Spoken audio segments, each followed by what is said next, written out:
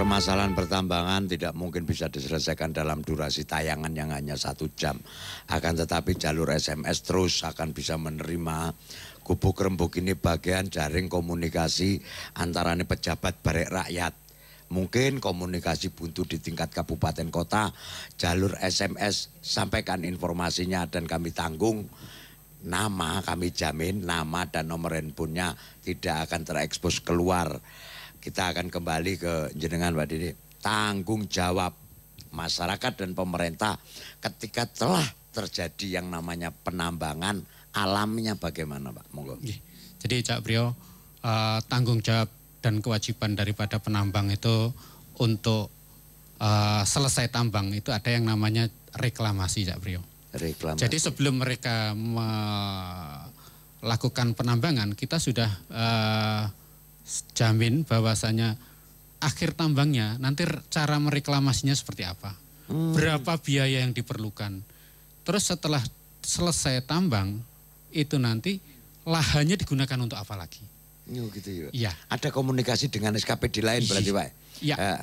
Lingkungan hidup atau dan lain sebagainya mungkin. Betul. Jadi makanya Cak Brio tadi kan saya sudah sampaikan di depan bahwasanya kita ingin mengajak kepada para penambang ini untuk bisa melaksanakan kegiatan pertambangan yang baik dan benar. Baik secara teknisnya, benar secara teknisnya, regulasinya juga diikuti, secara lingkungan juga dijamin. Anak butuh masalah ya Mbak? Iya, itu Cak Brio. Jadi itu masalahnya kan alam ini bukan hanya untuk kita aja. Alam ini untuk anak cucu kita juga. Itu. Nuwun sewu, Pak Didi niki sing paling penting. Ketika masyarakat di tingkat kabupaten kota berharap segala sesuatu terproses dengan baik, kalau toh masih ada kendala komunikasi yang dijaga, itu ada di tingkat provinsi. Ya bener lah, ono padi ya. Ya ketika Bapak gak senang padi ini kan gitu. Maka kados biaya dan lain sebagainya tadi monggo dibaleni Pak. Secara online di monggo. Jadi terkait dengan biaya-biaya itu transparan Cak Brio. Biaya apa saja yang harus dibayar oleh pemohon itu ada semua. Dan bayarnya tidak langsung di kantor P2T tapi langsung di bank Cak Brio. Sebenarnya sudah pada proses itu ke sana ya? Iya Cak Brio. Jadi tidak ada misalnya cukup bayar ke saya, enggak ada. Jadi bayar ke bank itu. Ya, khususnya untuk Pak Bupati, Pak Wali Kota, iki wis waya pilkada sebagian besar ada jalur komunikasi rakyat dengan di tingkat provinsi. Kalau toh sampean hadir sebagai pejabat di tingkat kabupaten kota pancen ating nyenengno rakyat, ya jombo ngel-ngel ya. Syukur nek sampean ngekei dana subsidi, pendaftaran perizinan ngene ya ojo abot lah ndelok rakyat sugih sing legowo ae sampean. Insyaallah dadi bupati maneh sampean. Ya.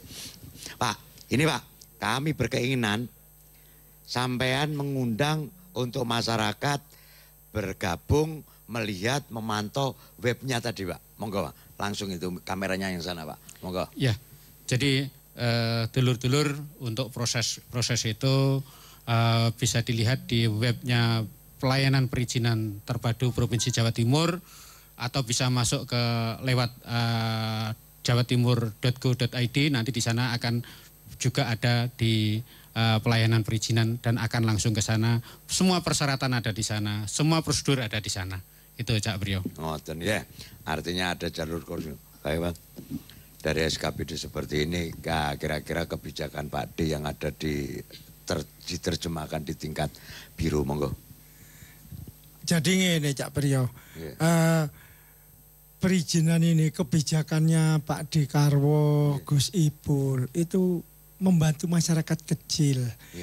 Tadi sudah dijelaskan panjang lebar, persyaratannya disimpelno, waktunya dipercepat, biayanya sudah jelas semua.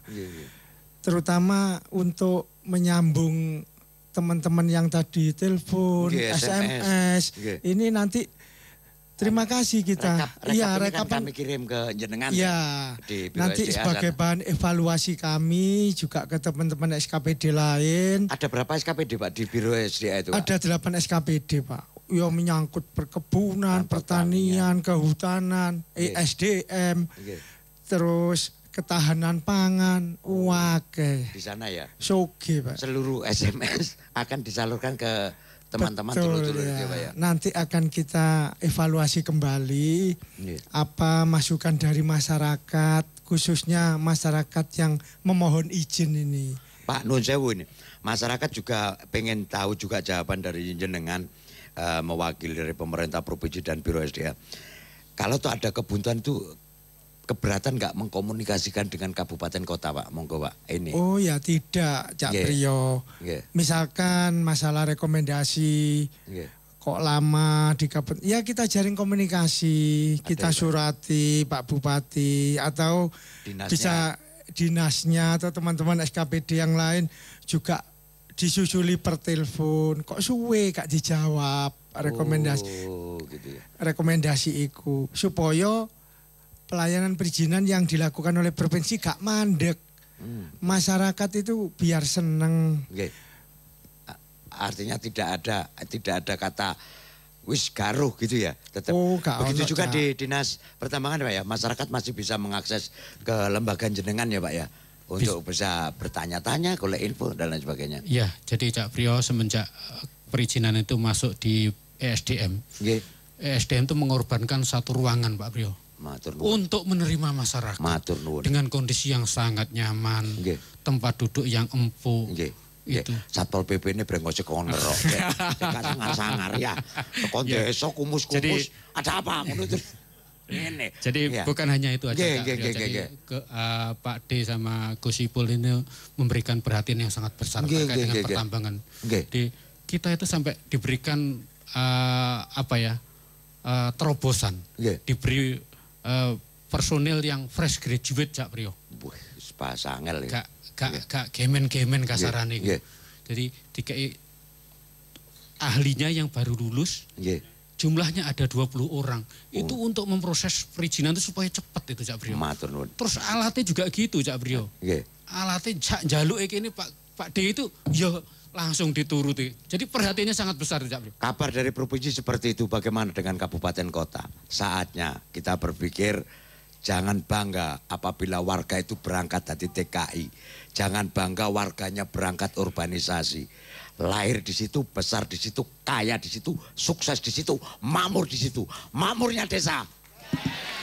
Wassalamualaikum warahmatullahi wabarakatuh.